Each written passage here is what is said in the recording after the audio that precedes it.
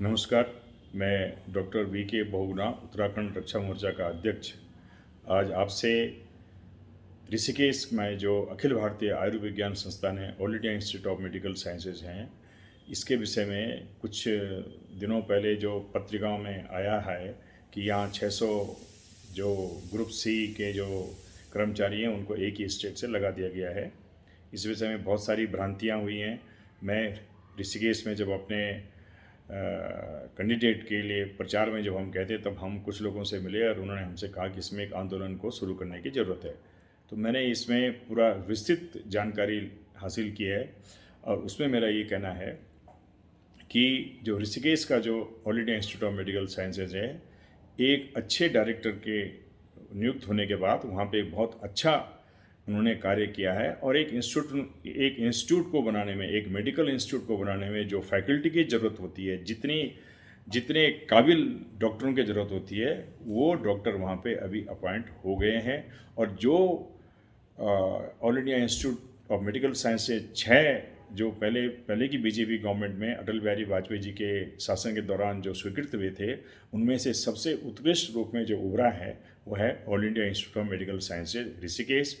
इसलिए हम सभी जो उसमें कार्य किए हैं, जो डायरेक्टर, जो उनकी फैकल्टी है, जो वहाँ के कर्मचारी है, मैं सबको साधुवाद देता हूँ और मैं आशा करता हूँ कि ये इंस्टीट्यूट जो है और आगे बढ़ता रहेगा।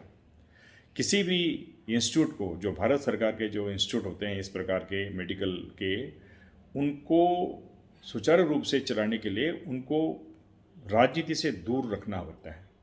राजनीति कई प्रकार की होती है, कुछ यूनियन की होती है, कुछ फैकल्टी की होती है, और एक बार जब राजनीति घुस जाती है, लोकल राजनीति घुस जाती है, तो इन इंस्टीट्यूशनों का पनपना बड़ा मुश्किल होता है। और हमको ये देखना है कि हम पहले छोटी छोटी बीमारियों के लिए जो है दिल्ली भागते थे all India institute of medical sciences में, जो यहाँ पर अब उपलब्ध है। हालांकि इसमें उत्तराखंड में जो अकर्मण्यता रही है सरकार की, वो ये रही है कि एक अच्छी मेडिकल पॉलिसी और एक जो आप मेडिकल का जो भारत सरकार ने जो आरोग्य कौन सी एक स्कीम बनाई है, जिसमें कि आयुष्मान भारत की जो स्कीम बनाई है, उसको किस ढंग से इम्प्लीमेंट करना चाहिए, किस ढंग से all India institute of medical sciences का उपयोग करना चाहिए, किस ढंग से और प्राइवेट इंस्टीट्यूशन का और सरकारी इंस्टीट्यूशन का उपयोग करना चाहिए, उसमें बहुत सारी खामियां हैं जो कि दूर किया जानी चाहिए। और नई सरकार जो आई है, इसको इसमें एक्शन लेना पड़ेगा। जहाँ तक all India institute of medical sciences में रिक्रूटमेंट की बात है, इसमें 2 चीज़ें बड़ी स्पष्ट हैं। पहली ये बात यह है कि जो भारत सरकार के जो उपक्रम होते हैं, जो इंस्टीट्यूशंस होते हैं, उसमें कोई भी रिक्रूटमेंट जब होता है तो एक ऑल इंडिया लेवल में होता है, जो आज की पॉलिसी है। मैंने यहाँ के जो डायरेक्टर थे डॉक्टर प्रोफेसर रविकांत, उनसे भी मेरी वार्ता हुई है। उसमें उन्होंने भी ये कहा था कि उन्होंने भी भारत सरकार को लिखा था कि 70% जो है ग्रुप सी और ग्रुप डी में जो है, ग्रुप सी में, ग्रुप डी तो अब ख़त्म हो गया, अब मल्टीटास्क करने वाले को ये रिक्रूट करते हैं, लेकिन जो ग्रुप सी के जो पोस्ट हैं उसको यहाँ से रिजर्वेशन करना चाहिए। बिल्कुल सही है। और मैंने ये भी देखा है कि भारत सरकार ने अब क्या कर दिया है, ग्रुप सी और ग्रुप बी की पोस्टों में रिटर्न कर दिया है। जब रिटर्न एग्जामिनेशन होगा, तो जब इंटरव्यू होते थे तो कुछ आपके ऊपर जो है कुछ लिवरेज होता था कि किस आदमी को कितना इंटरव्यू देना है, कौन आदमी सहजता से उपलब्ध होगा, जो यहाँ पर जो रहेगा वो किस ढंग से काम करेगा। जब मैं director general of Indian council of forestry research and education और चांसलर FRI यूनिवर्सिटी था, तो हमने इतना ज़रूर किया कि रिटर्न के मार्क कम कर दिए ताकि जो सिफारिश वाले लोग हैं वो कम से कम आए, और इंटरव्यू के मार्क हमने कम किए। लेकिन इंटरव्यू के मार्क होने से हम क्या करते थे कि जो लोकल लोग हैं उनको प्रेफरेंस दे सकते थे। लेकिन आज जो भारत सरकार ने all India institute of medical sciences और इस प्रकार के उपकरणों में जो इंटरव्यू ख़त्म कर दिए हैं, वो एक बहुत अच्छा सराहनीय कदम था। लेकिन उसका एक नेगेटिव पहलू ये है कि लोकल लोगों को अब आप इसमें प्रेफरेंस नहीं दे सकते हैं, वो कंपटीशन के बेसिस पे होता है। और सीटें जो रिजर्व होती हैं वो संविधान के अनुसार होती हैं, जिसमें कि 15% जो है आपके शेड्यूल कास्ट के लिए, 27% OBC के लिए और 8% जो है 7.5% जो है वो ट्राइबल के लिए होती है। तो इसमें मैंने ये देखा है कि मैंने कुछ देखा है कि उत्तराखंड क्रांति दल वाले वहाँ जा कर के कुछ एजिटेट करने की कोशिश कर रहे थे। तो मैंने अपने लोगों से ये कहा है कि एजिटेशन का रास्ता हम नहीं अपनाएंगे। हम इसमें प्रधानमंत्री को मैंने एक चिट्ठी लिखी है और मैंने उनसे ये अनुरोध किया है कि आप भारत सरकार को एक नीतिगत एक डिसीजन लेना चाहिए कि जितनी जो ग्रुप सी की जो पोस्ट हैं 80%, 75 to 80% जो ग्रुप सी की जो पोस्ट हैं उनको लोकल लोगों से भरा जाए, उसी स्टेट के लोगों से भरा जाए, क्योंकि उनमें इतनी ज़बरदस्त स्किल की ज़रूरत नहीं होती है, एक्सपर्टाइज की ज़रूरत नहीं होती है। और जिन पोस्टों के लिए आपको बहुत अच्छा एक्सपर्टाइज चाहिए उनके लिए आप एक सेपरेट एग्जामिनेशन उनको आइडेंटिफाई कीजिए और कीजिए।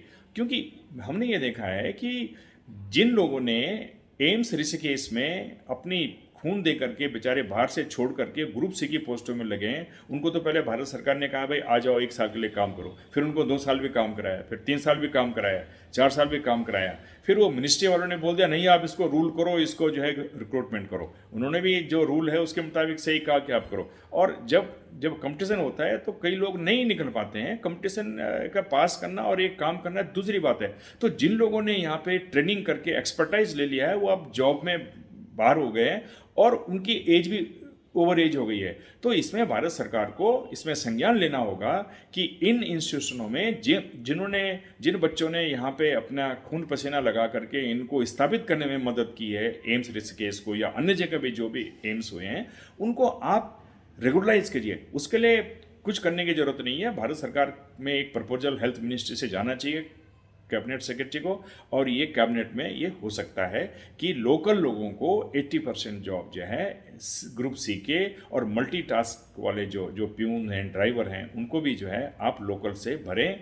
और अगर आपको कोई स्पेशलाइज स्किल चाहिए तो आप उसके लिए उसका अलग से रिक्रूटमेंट कीजिए। इसलिए मैंने एक लेटर अभी एक पत्र जो है 12 तारीख को प्रधानमंत्री को लिखा है कि आप इसमें कीजिए।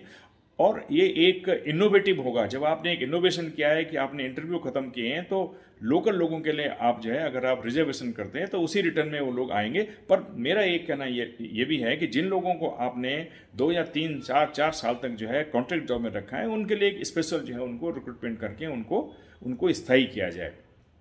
क्योंकि हमारी ये मांग तो स्टेट गवर्नमेंट से भी होती है कि ये कॉन्ट्रैक्टेड सिस्टम ख़त्म करके आप इसमें एक रेगुलर कीजिए। और कॉन्ट्रैक्टेड सिस्टम में जो लोग घुस जाते हैं वो करप्शन करते हैं। मुझे ये सूचना मिली, हमारी पार्टी वालों ने बताया है कि जो कोई ठेकेदारी प्रथा जो वहाँ पे गार्ड और जो प्रोटेक्शन के जो कर रहे हैं वो अपने मनमानी से लोगों को भर रहे हैं और उससे एक सामाजिक असंतोष बढ़ रहा है और एक भ्रष्टाचार भी बढ़ रहा है। तो इस तरह से मेरा प्रधानमंत्री से ये अनुरोध है और जो ऋषिकेश के जो युवा हैं जिनको उनसे अनुरोध है कि आंदोलन करने से पहले सबसे पहले हमको प्रधानमंत्री ने को जो हमने लेटर जो मैंने पत्र लिखा है उसका हमको उसका वेट करना चाहिए। और जो पुराने डायरेक्टर ने भी जिन्होंने इसको प्रोफेसर रविकांत ने जिन्होंने इसको स्थापित करने में अचूक जो एक बहुत अंतर्राष्ट्रीय स्तर के एक डॉक्टर हैं जिन्होंने कि बहुत अच्छे प्रोफेसर को और डॉक्टरों को यहाँ पे लाए हैं, उन्होंने भी जब 70% का रिजर्वेशन के लिए लोकल के लिए लिखा था तो भारत सरकार ने उसको रिजेक्ट कर दिया था।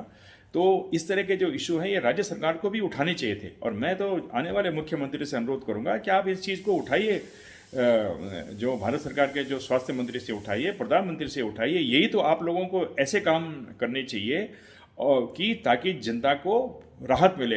अब बाकी बोलने से, बड़ी बड़ी बातें बोलने से काम नहीं चलता है। अगर आप जो बीजेपी की गवर्नमेंट आने वाली है, मैं इनसे कह रहा हूं कि हम इसमें जरूर आंदोलन करेंगे कि इस तरह से इन इंस्टीट्यूशन में राजनीतिक दखल न करके उनको एक आगे बढ़ने का मौका देना चाहिए और इससे प्रधानमंत्री को इसमें हस्तक्षेप करके इसको निपटाना चाहिए। और ये यहाँ के लिए नहीं है, ये पूरे देश के लिए भारत सरकार के जितने भी उपक्रम हैं ये उसमें लागू होना चाहिए। धन्यवाद।